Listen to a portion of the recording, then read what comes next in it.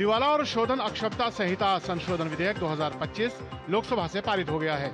वित्त मंत्री निर्मला सीतारमण ने लोकसभा में कहा कि दिवाला और शोधन अक्षमता संहिता आईबीसी के कारण देश की बैंकिंग प्रणाली में काफी सुधार हुआ है तथा वाणिज्यिक बैंकों की गैर निष्पादित परिसंपत्तियों की वसूली में भी मदद मिली है। उनके मुताबिक सरकार ने एक और सिफारिश इसमें जोड़ा है कि कर्जदाताओं की समिति को आवेदकों को चयन करने के कारणों को दर्ज करना होगा। इससे पारदर्शिता आएगी। इलेक्ट्रॉनिक कंपोनेंट मैन्युफैक्चरिंग स्कीम के तहत केंद्र सरकार ने 29 नई परियोजनाओं को मंजूरी दी है।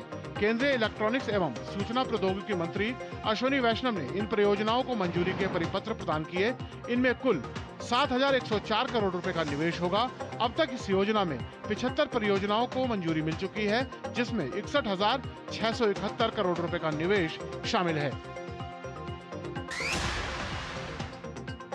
लोकसभा में प्रश्नकाल के दौरान किरेन रिजिजू ने सदन में प्रश्नों के उत्तर देते हुए कहा कि पश्चिम एशिया के हालात और एलपीजी से जुड़े मुद्दों पर भारत सरकार पहले ही विस्तृत जवाब दे चुकी है।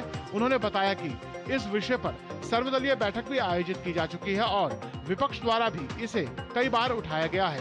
रिजिजू ने सभी दलों से सहयोग की अपील करते हुए कहा कि इन मुद्दों पर मिलकर चर्चा की जाएगी, इसलिए सदन की कार्रवाई को सुचारू रूप से आगे बढ़ने दिया जाए।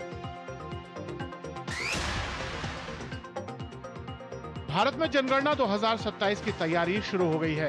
भारत के रजिस्ट्रार जनरल और जनगणना आयुक्त मृत्युंजय कुमार नारायण ने बताया कि जनगणना का पहला चरण 1 अप्रैल से शुरू होगा।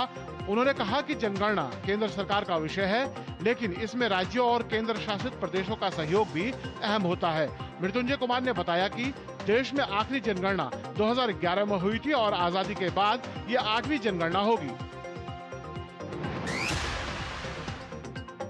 भारतीय प्रेस परिषद ने आगामी विधानसभा चुनावों और उपचुनावों के दौरान एग्जिट पोल के प्रकाशन पर रोक लगा दी है।